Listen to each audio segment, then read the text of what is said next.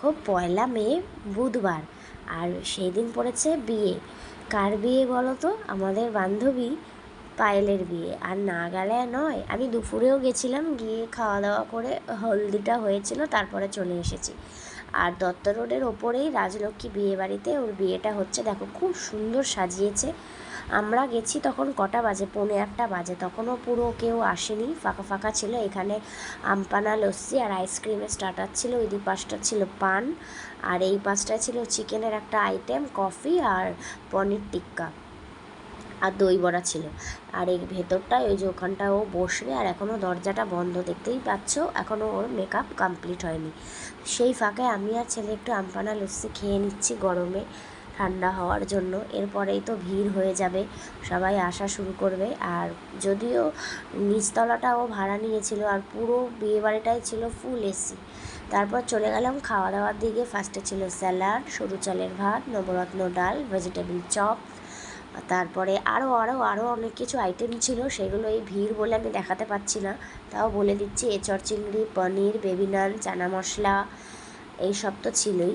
আর ওই পাশটা ভিড় বলে আমি দেখাতে পারলাম না। এই দেখো সবাই খাওয়া দাওয়া করছে, আমরাও খেয়ে নিয়েছি, কারণ গরমে দেরি করে কোনো লাভ নেই। তারপরে দেখো এই পাশটা ছিল ফ্রুট চাটনি, পাঁপড়, কালাকাঁদ, রসগোল্লা। এই পাশেও আবার ছিল বেবি নান আর ছোলার ডাল, এঁচড় চিংড়ি, কারণ বুফ সিস্টেম দুদিকেই রাখতে হবে, তাই দুদিকেই ছিল। আর তারপরে যখন খাওয়া দাওয়া করে ভাবলাম যাই একটু ঘরে গিয়ে এসিতে বসি। উমা, ঘরে কি করে দেখি তো পায়েল, দেখি এখানে ওর ফটোশ্যুট চলছে। বাহ, খুব ভালোই না লাগছে। আর যেই মেয়েটা ওকে ফটোশ্যুট করেছে, মেয়েটা দেখতে খুব মিষ্টি। দেখো, যদি কারোর ভালো লাগে তোমরা অবশ্যই আমাকে জানাবে, আমি ওর কন্ট্যাক্ট নাম্বার দিয়ে দেবো, তোমরা ওর সাথে কন্ট্যাক্ট করে নিতে পারবে।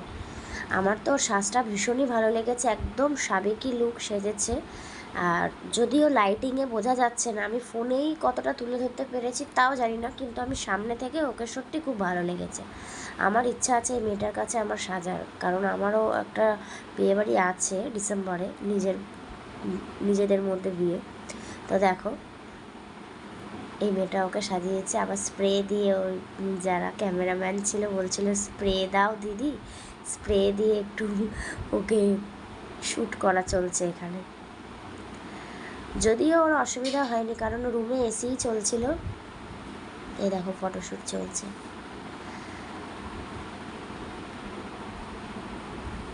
কি মিষ্টি না লাগছে ওকে, চোখের মেকআপটা এত সুন্দর করেছে, একদম হালকা, পুরো ম্যাচিং, শাড়ির সাথে পুরো ম্যাচিং। গোল্ডেনটাই বেশি গেছে ওর মেকআপে, পুরো গোল্ডেন ভাবটাই বেশি গেছে। আমার খুব ভালো লেগেছে মেকআপটা, একদম হালকার ওপরে মেকআপ করেছে। এই দেখো সব ফটোশ্যুট হচ্ছে, আমি ওর কটা ফটো তুলে নিলাম। তারপরে দেখো আমরা বন্ধুরা মিলে ফটো তুলে নিলাম, কারণ আবার কবে কার না কার সাথে দেখা হবে। দেখো কলেজের বন্ধু, এখানে সানি আছে, গুড্ডু আছে, আমরা সব একসাথে ভৈরব গাঙ্গুলি কলেজে পড়তাম, পরীক্ষা দিতে যেতাম, এখনও মনে পড়ে সেই দিনগুলো। তো এইটুকুই তোমাদের সাথে শেয়ার করলাম, ভালো লাগলে অবশ্যই লাইক করো।